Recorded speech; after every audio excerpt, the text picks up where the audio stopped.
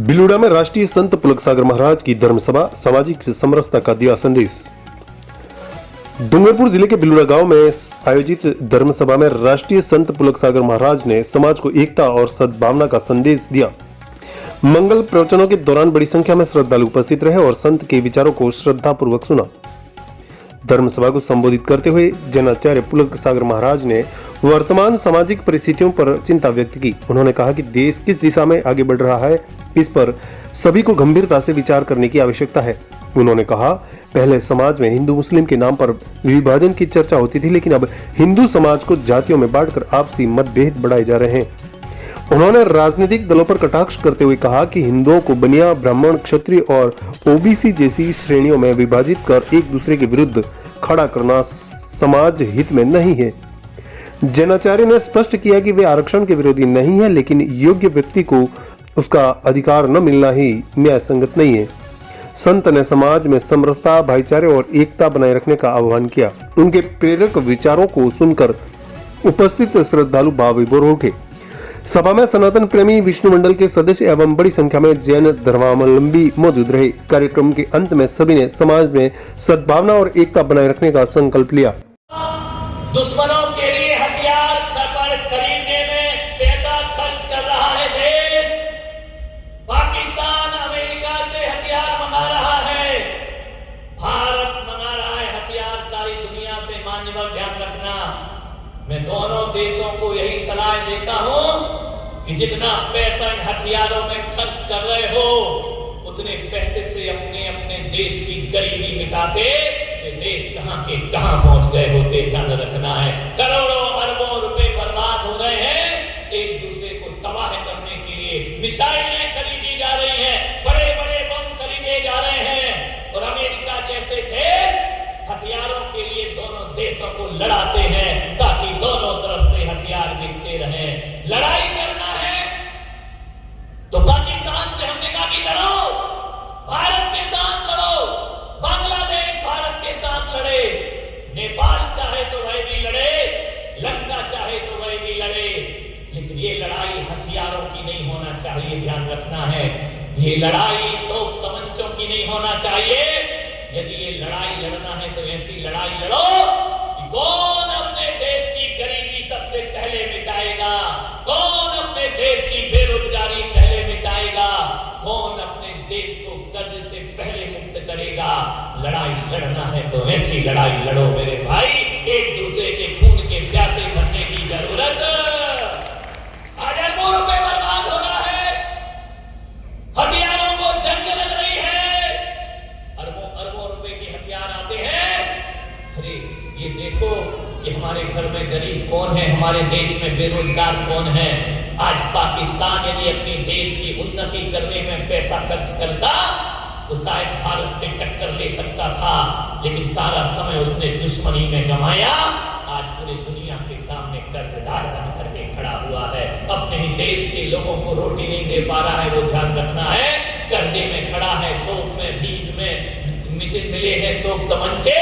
मान्यवर ऐसा नहीं, मैं ऐसा देश बनाना चाहता हूं, मैं ऐसी दुनिया की अपेक्षा रखना चाहता हूं जहां हर व्यक्ति एक दूसरे की समस्याओं का समाधान करना सीखे। मान्यवर हिंदू मुस्लिम में जितने झगड़े हो रहे हैं, आज वातावरण बहुत खराब है, जातिवाद के नाम पर लोगों को लड़ाया जा रहा है, भाषा के नाम पर भी लोगों को लड़ाया जा रहा है, ऊंच नीच के नाम पर लोगों को लड़ाया जा रहा है।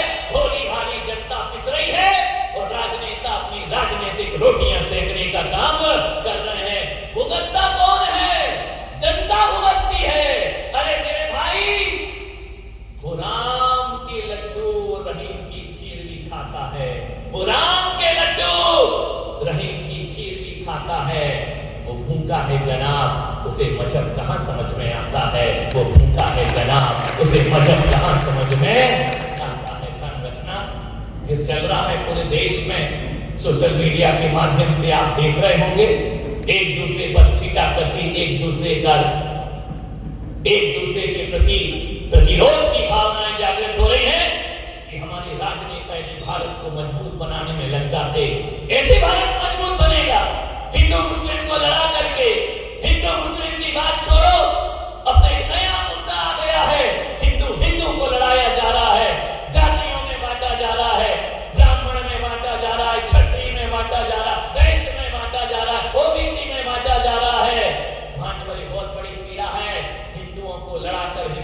के सम्राट बनना चाहते हो, समाज को तोड़ करके समाज के नेता बनना चाहते हो, ध्यान रखना है ये समाज को लड़ाने वाले लोग, ये मंदिर मस्जिदों को लड़ाने वाले लोग, ये मंदिर को लड़ाने वाले लोग, ये ऊंच नीच में लड़ाने वाले लोग, ये भारत का मजबूत भारत नहीं बना सकते हैं मेरे भाई, ध्यान रखना है। हमें तो वो भारत चाहिए कि सारे जहां से अच्छा हिंदुस्तान हमारा, ध्यान रखना है। ऐसे भारत की कल्पना करके हम इन लोगों को दिल्ली दरबार में भेजा करते हैं, लेकिन उसके बाद देश के साथ क्या हो रहा है? मारकाट मची है। आज छोटा बड़ा ऊंचा तबका नीचा तबका में बांटा जा रहा है। अरे इतने साल की आजादी के बाद पहली बार हम एक होना सीखे थे, ध्यान रखना है। पहली बार हमने एकता का बिजुल बनाया था। बहुत दिनों के बाद हमने सोचा था कि यहाँ जाति मजहब कुछ नहीं हुआ करता है, लेकिन कुछ राजनेताओं ने जाते जाते भी फिर से वह जहर बोल दिया, ध्यान रखना। ऐसा जहर हम हिंदुओं को आपस में लड़ा के रख दिया, ध्यान रखना है। आज देखना, आज जो क्षत्रिय हैं, ब्राह्मण हैं, वैश्य के बच्चों के साथ क्या हालात होने बात ज्यादा है, ध्यान रखना है। आपसे निवेदन है, कभी कैसा झगड़ा नहीं था। मैं जिनको आरक्षण की जरूरत है आरक्षण देना चाहिए, हम कभी विरोध नहीं किया करते हैं, ध्यान रखना है।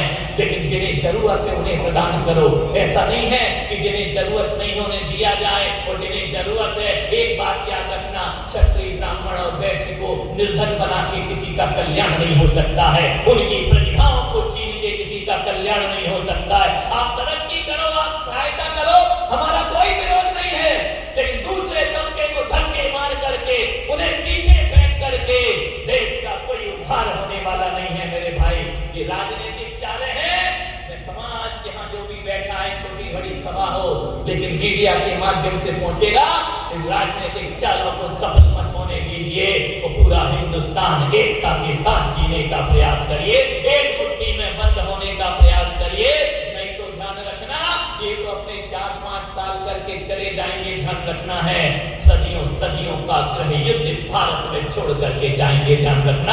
आदमी आदमी के खून का प्यासा हो जाएगा, प्रतिभाएं धक्का खाते फिरेगी, और जो प्रतिभावान नहीं है वो हमारी छाती पर आकर बैठ जाएंगे।